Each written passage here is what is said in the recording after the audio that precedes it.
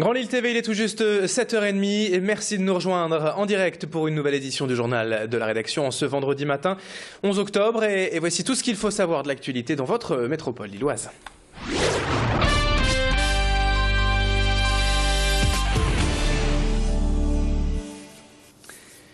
Avec cette image des militants du Parti Socialiste à la une de cette édition. Tout d'abord, comme partout en France, les socialistes lillois étaient appelés hier à voter dans leur section pour désigner leur tête de liste pour les prochaines élections municipales. Une première étape sans suspense à Lille puisque seule Martine Aubry s'est déclarée candidate. Le principal intérêt était surtout de vérifier la popularité de la maire de Lille auprès de ses militants.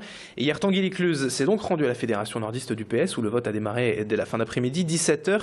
Et on devrait connaître les résultats précis de ce vote, de cette primaire, pourrait-on dire, dans la matinée. Et par ailleurs, toujours à gauche, Jean-Marc Ayrault sera à Lille aujourd'hui pour participer à la première convention des départements de France qui a lieu cette semaine au Grand Palais. Le Premier ministre viendra notamment rassurer les présidents de conseils généraux quant à la loi de décentralisation de son gouvernement, débattue actuellement à l'Assemblée nationale. Une visite dans un climat tendu quand même depuis quelques années entre l'État et les départements suite au transfert de compétences décidé par les précédents gouvernements. Jean-Marc Ayrault espère ainsi rouvrir le dialogue et la compréhension avec les présidents de départements.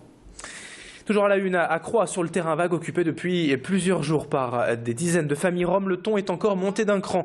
Hier et cette semaine, avec la dernière évacuation partielle du camp mercredi, le collectif Rom Roubaix-Croix est venu distribuer hier la circulaire interministérielle du 26 août pour démontrer que depuis la parution du texte, rien n'a été fait pour les Roms.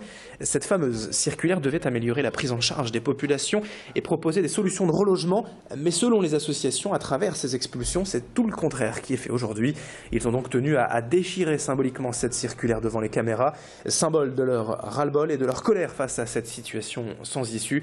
Hier matin, malgré la pluie, les soutiens étaient encore nombreux à Croix auprès des Roms. Écoutez justement le témoignage de Bruno Mattei, responsable d'ATD Carmonde à Lille. Il y a la circulaire du 26 août qui laissait espérer des éléments d'accueil et d'intégration ou d'insertion dans une perspective républicaine, à savoir du respect de la dignité des personnes, qu'on ne chasse pas comme ça, et dans un esprit de solidarité et de fraternité. Or, cette circulaire, ici comme ailleurs, elle n'est pas appliquée ou à la marge, et en particulier, les Roms sont jetés à la rue, ils vont où ils veulent, où ils peuvent, et donc ils vont sur de nouveau des terrains.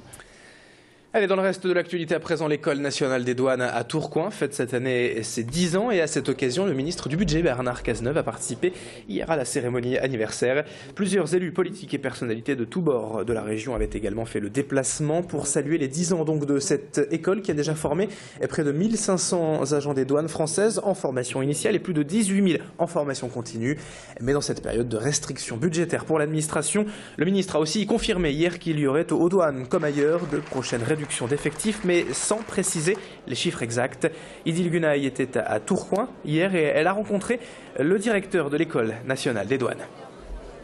Nous avons des métiers nouveaux. Nous avons par exemple un métier nouveau qui est apparu il y a quelques années.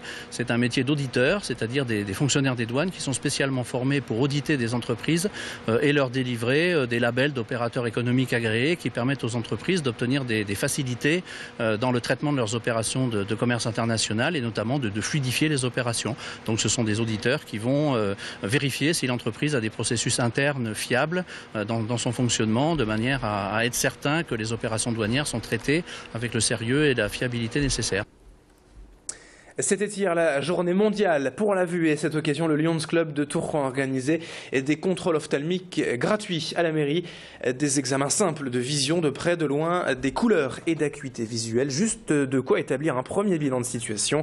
Après le dépistage, il était possible de rencontrer le chef du service ophtalmo de l'hôpital de Tourcoing pour cette fois un conseil appuyé et peut-être un nécessaire rendez-vous rapidement avec un spécialiste. Une centaine de personnes est venue se faire dépister hier et à côté de ça, le Lions Club récolter aussi des lunettes usagées pour ensuite les reconditionner et les distribuer à des associations. Retour sur cette journée et de contrôle de la vue au micro de Tanguy Lécluse.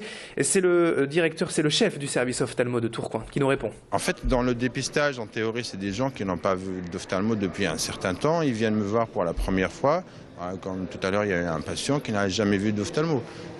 Donc on trouve chez lui de la tension dans l'œil, donc ça permet de lui expliquer ce que c'est, ce que c'est un glaucome, et à ce moment-là, il va aller très très vite chez son ophtalmo. Il pourra surtout faire passer le message à la secrétaire qui prend des rendez-vous en lui disant mais voilà, j'ai fait un dépistage, on m'a trouvé de la tension dans l'œil.